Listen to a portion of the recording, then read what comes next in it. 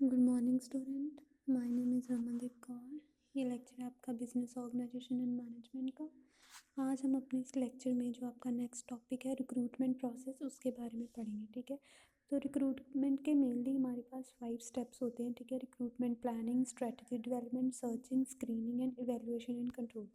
तो सबसे पहला है रिक्रूटमेंट प्लानिंग। इसमें क्या होता है कि ये फर्स्ट स्टेप है जिसमें हम प्लान करते हैं कि हमारी ऑर्गेनाइजेशन में कितनी वैकेंट सीट्स हैं जिस पर हमने एम्प्लॉयज़ रखने हैं। उसमें हम उसके लिए हम एक प्रॉपर एनालिसिस करते हैं जिसमें हम जॉब ड्राफ्ट करते हैं, जिसमें जॉब स्पेसिफिकेशन, उसकी नेचर क्या है, स्किल्स कौन सी चाहिए, क्या क्वालिफिकेशन होनी चाहिए, क्या एक्सपीरियंस होना चाहिए, क्या है ना, जो वो सारा रिक्रूटमेंट प्लानिंग में आएगा। ठीक है, यहाँ पर एक रिक्रूटमेंट कमेटी होती है जो डिसीजन लेती है कि कौन कितने नंबर ऑफ़ एम्प्लॉयज़ होंगे, कौन सी टाइप ऑफ एप्लीकेंट होंगे, ये सारा हम उसमें देखेंगे रिक्रूटमेंट प्लानिंग।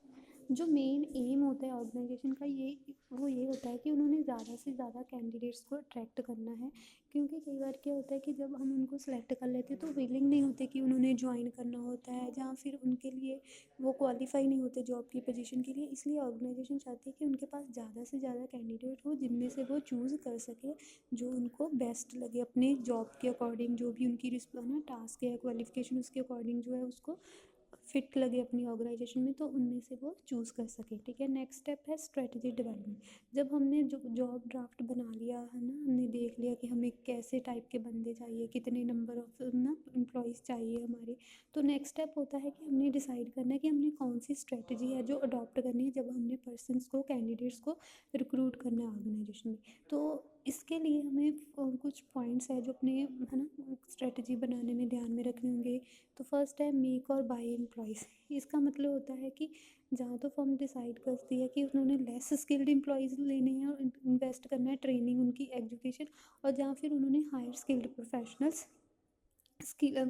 जो है हायर करने। ठीक है, तो इसमें ये डिसाइड करते हैं कि क्या हमने लेस एम्प्लॉयज़ लेने हैं, लेस स्किल्ड एम्प्लॉयज़ लेने हैं और बाद में उनकी ट्रेनिंग पर इन्वेस्टमेंट करना है, जहाँ फिर हमने पहले से ही जो स्किल्ड एम्प्लॉयज़ हैं, स्किल्ड प्रोफेशनल्स हैं, उनको हायर करना है।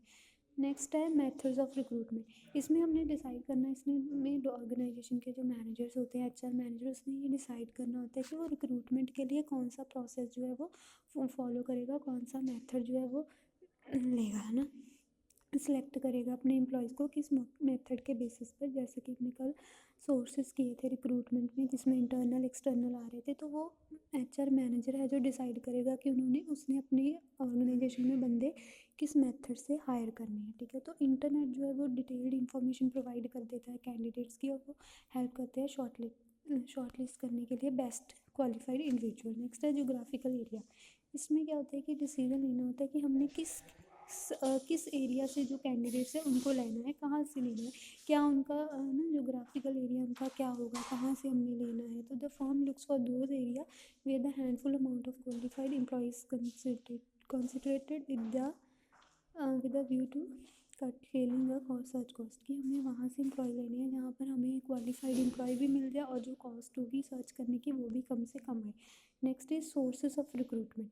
हमारे पास 2 सोर्सेज होते हैं रिक्रूटमेंट के, एक होता है इंटरनल सोर्सेज, दूसरा होता है एक्सटर्नल। इंटरनल जो ऑर्गेनाइजेशन के अंदर और एक्सटर्नल जो ऑर्गेनाइजेशन के बाहर।